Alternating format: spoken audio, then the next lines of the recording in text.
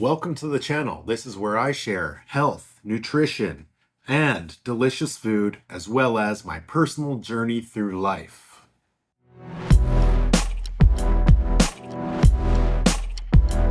Stay tuned to the end of the video where I get real with you. I share my current weight, my muscle mass, my body fat percentage, my bone weight, and the most important thing, my ideal weight. Pretty much what's going to happen here, guys, is I'm going to research some of the most up-to-date and latest ways to stay or become healthy. Then I'm going to test some of those things out on myself. At the same time, you will get chef-level food that's healthy and nutritious.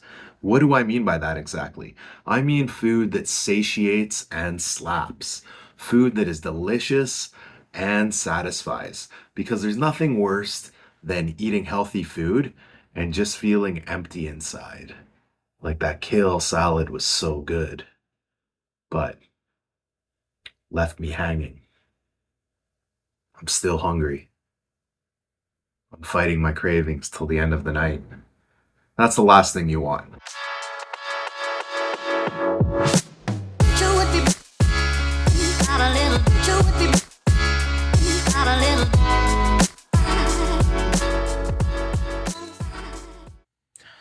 My goal is to achieve a healthy weight and maintain that weight for the rest of my life. Now, the key for me is not to fluctuate in weight every 3 to 5 years like I have in the past. Details on how much weight I plan to lose and the time frame will come closer to the end of the video. Now check out the following information, guys, that helped push me in the right direction. All right, we are going to review a paper from the American Academy of Orthopedic Surgeons. The paper is The Impact of Obesity on Bone and Joint Health. As this paper states right here, it was developed for educational purposes and it is an opinion piece. I would call it an opinion paper from highly educated professionals, as it was written by doctors and surgeons. Right here, we have two charts.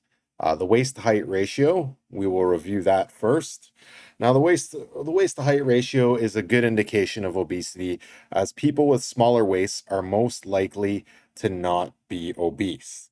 Now, don't lie to yourself. Take the measurement at the biggest part of your waist.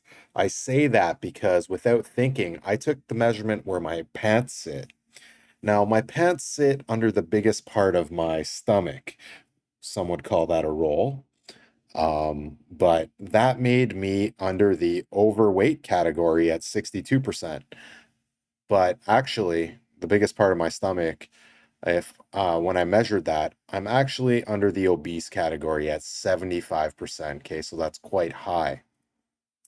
Then we have the BMI, okay, the body mass index. Now, heads up about BMI. It's more of an in general calculation. It doesn't know how much muscle you have. It doesn't know how much subcutaneous fat you have, how much visceral fat you have. So it's not like the complex DEXA scan I took to know all those details about my body before this weight loss goal. A BMI is more like one of your friends telling you that you're getting a little heavy and they are showing some concern. So it is a good calculation still if you are an average person who has gained quite a bit of weight. So I wouldn't call myself an Olympian, even though I'm Greek. I would say that I'm an average person who gained quite a bit of weight. So my BMI is 36.3, which puts me under the category of obese. I'm on the, let's say, a little bit of the higher end here. And I'm quite high on the waist-to-height ratio. Now let's review some of the highlighted areas of this paper. Obesity, one of the most common diseases that adversely affect bone and joint health. The impact of bone, joint, and overall healthcare. Obesity frequently contributes to soft tissue damage, osteoarthritis, progressive wear and tear disease of the joints. The impact of obesity is especially felt in osteoarthritis of the hip and knee joints. This is why I'm bringing it up, because of my damaged knee. Every pound of body weight places 4 to 6 pounds of pressure on each knee joint. Individuals with obesity are 20 times more likely to need a knee replacement than those who are not overweight. That's crazy. I didn't know that detail until I opened this up, and it's actually quite shocking. So, this is one of the reasons why I'm reaching for the stars here with this goal and trying to lose weight to not wear and tear this knee at least nearly as fast. Next up, obesity is also linked to diabetes, heart disease, sleep apnea, liver disease, pancreatitis, certain tumors and cancers, and psychiatric disorders. One thing that I'll say right away is I'm much happier when I'm more fit. Like, you don't have to be super fit. You can just be an average person, and you're going to be much happier than being heavy because being heavy, everything is harder on a daily basis. And I can vouch for that. All right, so sports. You are more prone to meniscal tears and ankle injuries. I just highlighted those two because those I think are the most common. Being heavy and putting all that extra pressure on your knees and ankles, you are prone to tears and ankle injuries. I would say more twists and sprains. And then at the bottom, we have the references. And as you can see, they're mainly from institutes of high education. These professional opinions, yes, are 10 years old, but the gravitational force of this planet hasn't changed in 10 years. So that means they're pretty damn accurate still because the pressure is still on those knees, ankles, spine, every joint that's really important to you. The point is, many of these details are critical in regards to your health. My exact thoughts are it's about living a good long life, not a painful long life. So if you want to check out this paper, I'll put a link in the description below. And I really liked it because it got to the point, it was easy to read, and it wasn't too technical for the average person. Once in a while, you have a conversation with a total random person. It's definitely situational. Sometimes it's small talk, and sometimes you actually learn something. This time, I had a conversation with somebody who was new to Canada, and the conversation ended up being about health. This gentleman said, in North America, you do mostly reactive healthcare. You find a problem and then you heal it or sustain it, mitigate it from further damage. In Europe, we mostly do preventative healthcare. That's a big difference, actually. So, to sum it up, he's just letting me know in a much longer conversation than that, that in Canada and the US, we do mostly reactive healthcare. And in Europe, they do mostly preventative healthcare. Now, this is very important. One personal example is, unless I've brought it up myself, no doctor has suggested or told me to lose weight.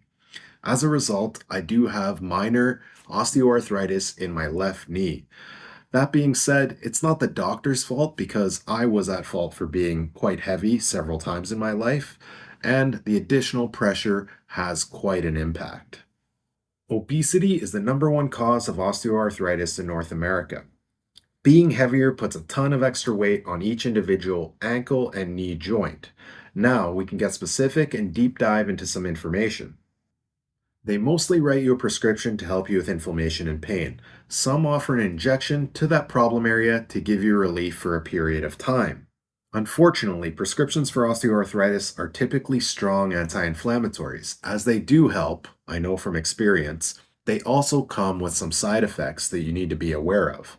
For example, leaky gut and ulcers. So if you take them for too long, you need to be aware of the side effects. Next up, injections. What we all fear. Cortisone injections are under a classification of a steroid.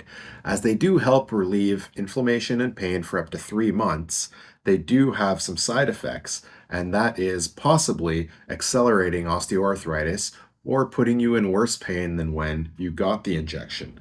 And on top of it, there's only so many injections doctors can put in each knee. Something to be aware of.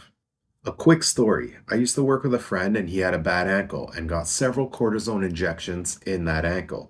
And he warned me that his ankle was better before the cortisone injections, as it did help for a little bit, it made him worse off.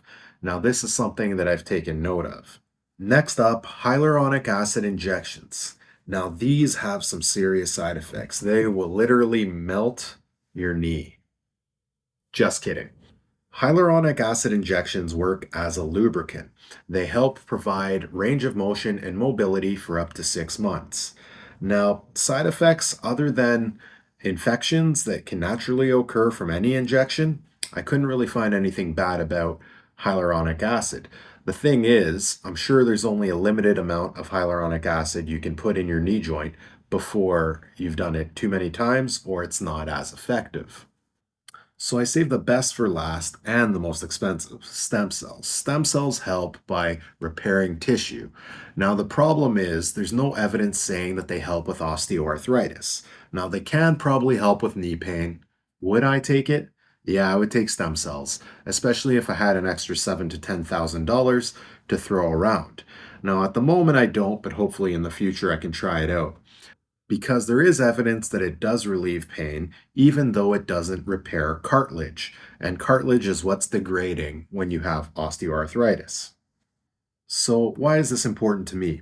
In February of 2023, I was grocery shopping and I got hit by a motorcycle and my knee took all the impact. I've had to have two surgeries, and then I found out that I have the beginning stages of osteoarthritis. Now, oxygen hitting that knee can accelerate osteoarthritis and make it worse. So, not only do I want to lose weight and take pressure off of my knee, but I want to maintain fitness and be healthy for the rest of my life. So, what exactly am I going to do about it? I'm going to lose 70 pounds in 1 year. That's a lot of weight, and it is doable with the right amount of focus and determination. Now, the odds are a little bit against me because I am still recovering from an ACL surgery and I can't do cardiovascular activity like a lot of you. But that's okay. I'm going to go for it anyway. Losing 70 pounds will put me at around 192 pounds, 12 to 15% body fat.